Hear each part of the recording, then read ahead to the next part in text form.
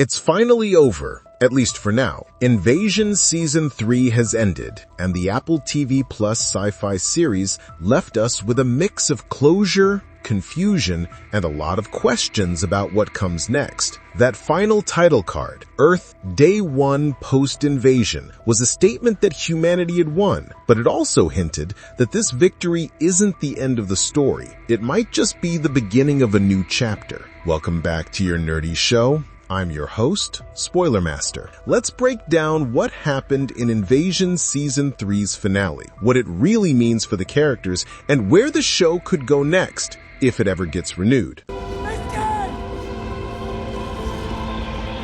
Earth, Day 1, Post-Invasion. After 3 seasons of chaos, grief, and human defiance, the war against the alien invaders finally seems to have ended. The closing moment with Earth, Day 1, Post-Invasion flashes across the screen like a declaration of peace. The aliens are down, humanity has survived, and the planet is free again. Or at least, that's how it appears. But the phrasing here is interesting. It's not the end. It's not Earth restored. It's Day 1 post-invasion. That's intentional. It suggests that while humanity may have survived this round, the aftermath is only just beginning. This is not a return to normalcy. It's the start of a completely new era. And with Invasion's uncertain renewal status, it's hard not to read that line as the show's last glimmer of hope. Like the creators are saying, we have more story to tell if Apple lets us.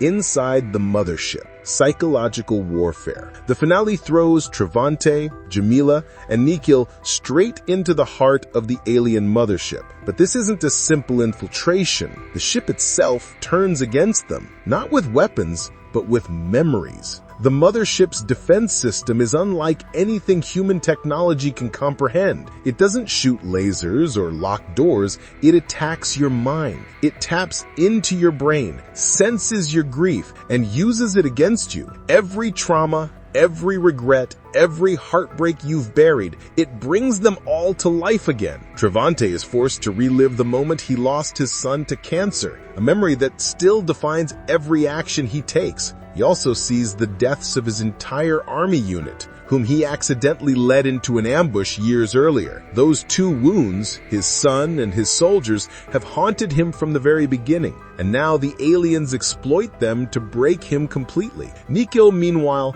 relives a moment from his childhood. Back when his family was struggling to survive after immigrating to the West, he made a desperate choice to earn money that led to his mother's death. His father blamed him, and that guilt shaped everything about who Nikhil became. The ruthless businessman obsessed with power and wealth. Even Jamila isn't spared. The mothership creates an illusion of Casper, her long-lost connection, trying to lure her into a false sense of comfort. Unlike the others, her pain isn't about death. It's about love and loss. The ache of missing someone who might still be alive somewhere out there. What's fascinating is how this sequence reveals the true nature of the aliens. They don't just observe human emotion, they understand it. They know that the human mind is its own worst enemy. They don't need to destroy us physically when they can make us destroy ourselves psychologically. But what they underestimate is humanity's ability to endure. Travante, Jamila, and Nikhil push through the pain. Their shared grief becomes their strength. The aliens might have mastered emotional warfare, but they still don't understand hope.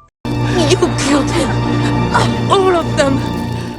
The Shard Bomb, and the end of the alien network. While the mothership attacks their minds, Nikhil manages to stay focused on the mission. The humans' plan revolves around the Shard Bomb, a weapon crafted from the same mysterious shard material that had once hurt the alien. The shards are crucial because they disrupt the alien hind mind. Their entire species relies on a shared neural network, a constant flow of energy and information. If that link breaks, the entire system collapses. When Nikhil enters what he calls the blind corridor, he realizes that the bomb will work. The glowing blue veins running through the walls are the aliens' communication lines. Destroy the core, and you destroy their ability to coordinate, think, or even live.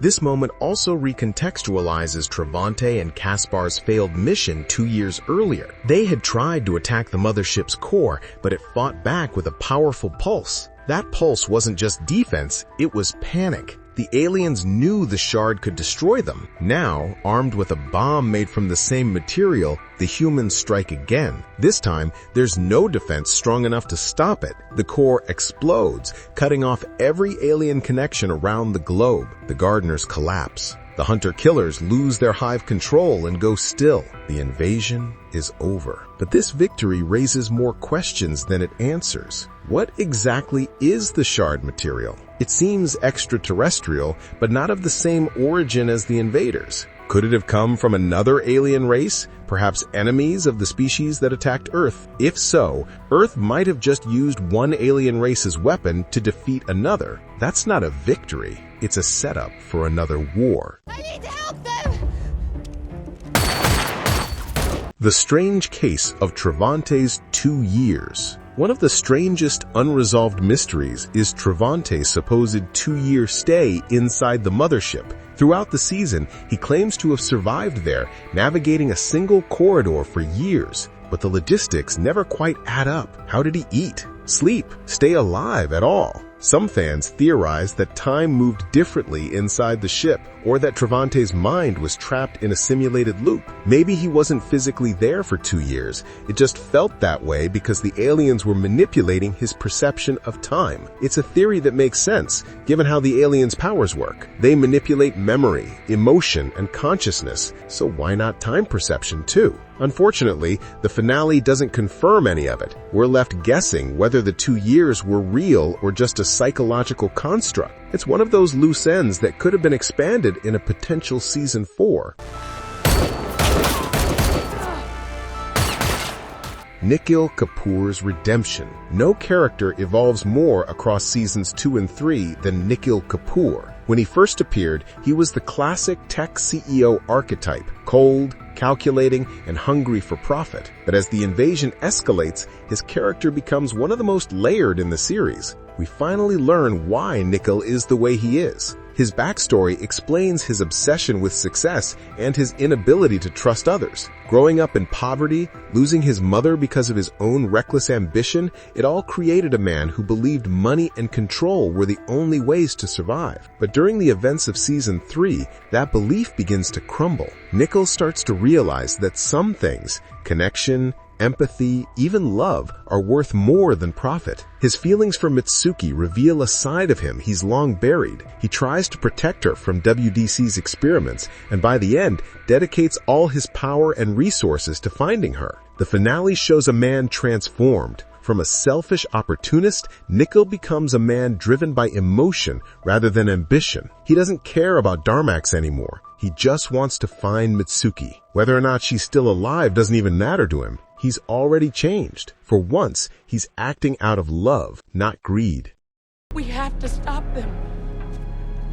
I wasn't going to hurt you. Mitsuki's disappearance and possible abduction. And that brings us to Mitsuki Yamato, the heart and mind of the entire invasion story. No one has sacrificed more than she has. From losing her partner Hinata in season 1 to risking her own sanity through the hive mind, Mitsuki has always carried the emotional core of the show. So when she's suddenly pulled away by that mysterious beam of light in the finale, it's heartbreaking and deeply confusing. What really happened to her? There are a few possibilities. The most obvious is that she's been abducted, taken by another alien force, possibly even a higher power observing the invasion from afar. Her ability to connect through the hive mind made her unique, maybe even threatening. So perhaps this other species decided to take her for study or to ensure she doesn't pose a danger in the future. But there's another interpretation. Maybe Mitsuki wasn't abducted at all. Maybe the beam of light was symbolic, a representation of her consciousness ascending or her mind finally being freed. As she's lifted upward, she regains her memories, her time at Jasa, her love for Hinata, and all the moments that defined her life before the invasion.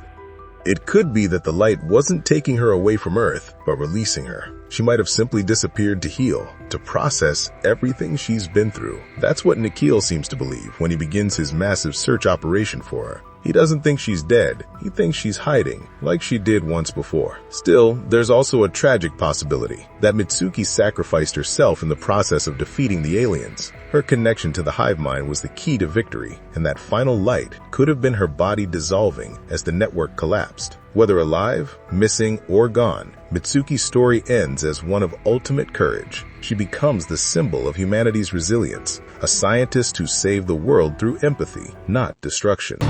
For a better world.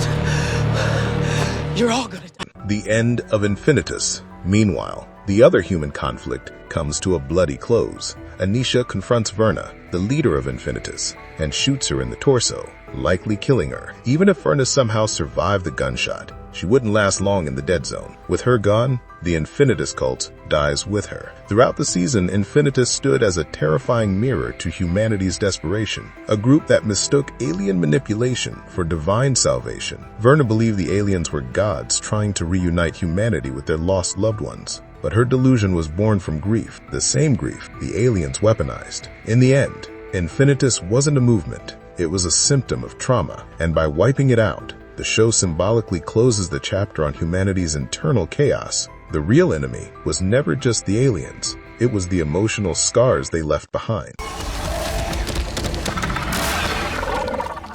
Will the aliens return? The million-dollar question. Are the aliens truly gone? Maybe not. That final moment, the tear in the mothership's sky and the beam of light, suggests that something bigger is still watching. Maybe another alien civilization has been monitoring the invasion all along. Maybe the invaders we just defeated were only foot soldiers in a much larger cosmic hierarchy. If Mitsuki was taken by this higher power, it could mean that Earth just caught the attention of beings far more advanced than the ones we fought. The invasion might be over, but humanity might have just become visible to the wider universe. So while Season 3 ends with hope, it also plants the seeds of dread. Day 1 post-invasion might not mean peace. It might mean the countdown to the next one. In the dead zone. Heat 6. Human.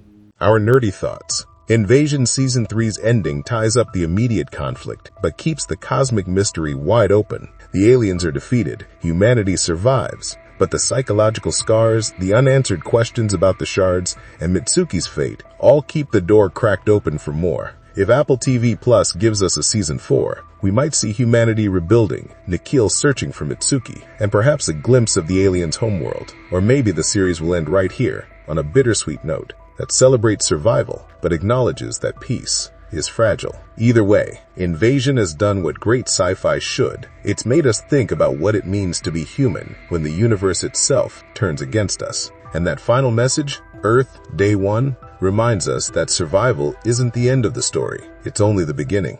No, what the heck, I'll laugh anyway.